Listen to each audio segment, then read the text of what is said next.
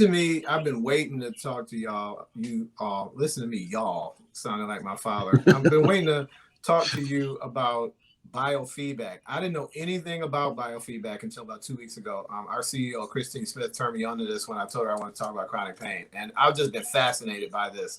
We're going to have a later session here at Brother Be Well. We're going to identify a biofeedback expert that will really help us drill down deep into this topic. But I wanted to just bounce it around with you guys to kind of get an introduction.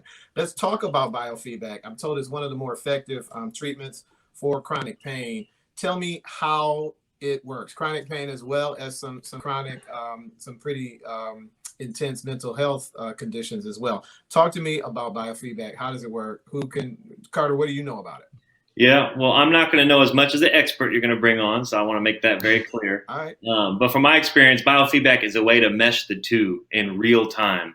So you take the mental health aspect of calming down, of relaxing, of controlling your breathing, right? All things that we do kind of with mindfulness training and kind of meditation. So you have that aspect of it, and then you have the medical side of things where you're monitoring heart rate, blood pressure, temperature, sometimes pupil size. You have electrodes attached to you, and you're able to walk through that journey from both lanes at the same time, which is really pretty amazing. So as you're in these states of either pain or anxiety, you can have a therapist work with you to figure out triggers or places in your body or mood that can actually be successful in bringing those things down. Because a lot of us don't really, it's hard to feel ourselves at all time, right? We have a lot of body that we're dealing with. So it's hard to know, hey, I hold my stress in my back all the time, or I didn't know that I sit and I crunch my toes in my shoe,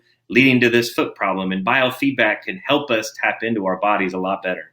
Wow. Yeah, with COVID, some of us have more bodies we're dealing with than we did pre-COVID. So you're right. There's a lot of body there that we got to keep track of, Carter.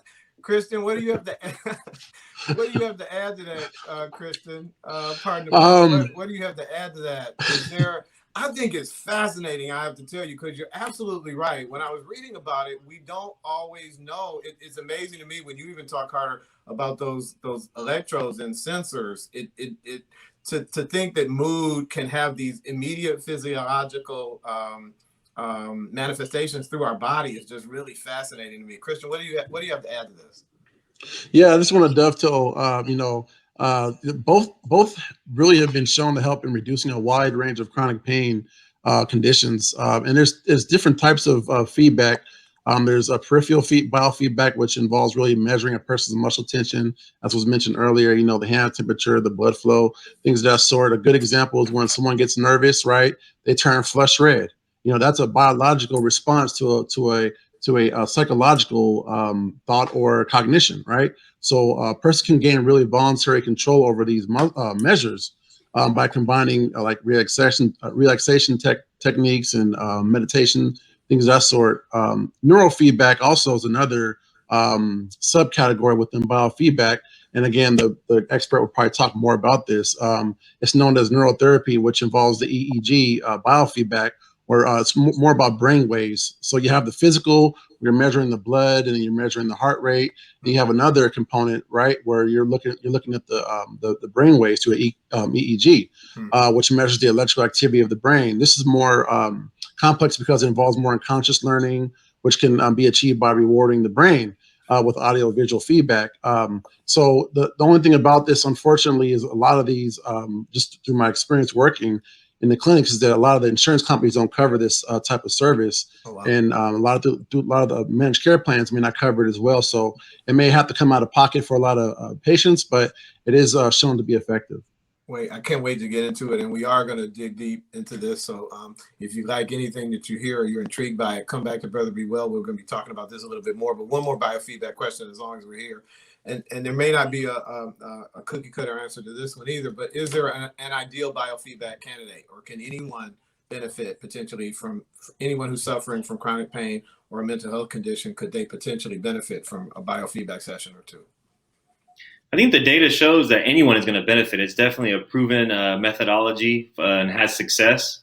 My personal opinion would be that it would be anyone who's suffering from more more somatic responses, so more of the physical body responses, so like tension in muscles, the arthritis, the headache, the tension headaches, and those are more something that you can kind of tap into with the biofeedback.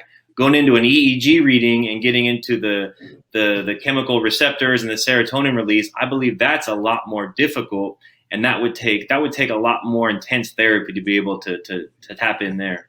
Wow, wow. Christian, anything to add to that?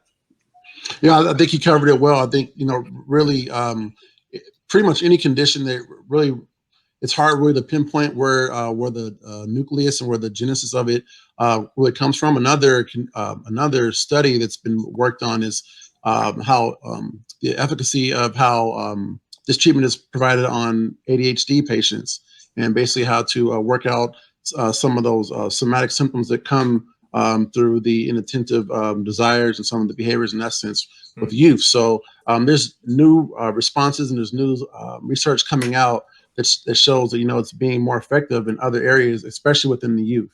Wow. So that's another new discovery. I can't wait to get into this a little bit more. Final question for us today. I can't believe the time flies by. Do each of you, I want to touch base with each of you and see if you've got a best set of tips for someone who's managing chronic pain and an associated mental health condition.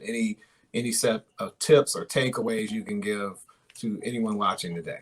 Start out maybe with you, Christian. Sure. So when I work with individuals, youth and adults, I usually have a range of things I work with them. But just to sum it up, really, it's developing mindfulness techniques that will help you differentiate between if the pain is mental or physical and what triggered it. A lot of times, in the managed care field, you get diagnosed and you provide a medication, but it's a lot of patients have a hard time understanding how to differentiate the two. Also, finding ways to distract yourself from the pain so you can enjoy life more.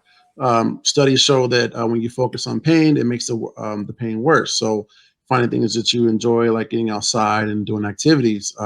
Also tracking your pain, doing some journaling. So tracking the activity levels. It's easy to think your pain isn't improving day after day. So tracking that will help you see the progress that you really made. And also learning those, like as we talked about earlier, is really learning those biofeedback techniques to decrease the migraine and tensions and the headache, things like that.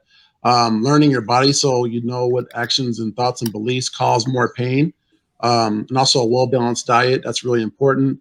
Regular brisk exercising is really helpful to release those endorphins, which increases your mood, and being creative in what you do. Exercise, I want to point this out though, that, with chronic pain, exercise may be difficult for those who are experiencing, those symptoms. So you can find exercises where you can sit, upper body only, doing swimming, walking, stretching and yoga. So really being creative, having a creative treatment plan in terms of the exercise. And also something else I include is really speaking to your doctor on natural supplements that are known for reducing inflammation. It's been known that turmeric, Epsom salt baths, now doing some more research on sea moss, that's becoming more of a phenomenon. Omega oils, glucosamine, chondroitin and ginger. I'm not a doctor, but again, some of the things that people are looking into in terms of research on how inflammation is being impacted through natural supplements. 5-HTP is also another one, and rhodolia for mental health conditions. It's known to help the body produce more serotonin. So those are just a few things that I really provide for some of my patients. Wow, I almost wish I were one of your patients, Christian. Carter, what have you got, dude? For real, Christian is Carter, tracking the pain is something I never would have thought of. So I'm gonna put that one in my little utility belt, and also the supplements I wouldn't have thought about either. So those are my two takeaways. Great list, great list. Yeah, Christian. that was extensive.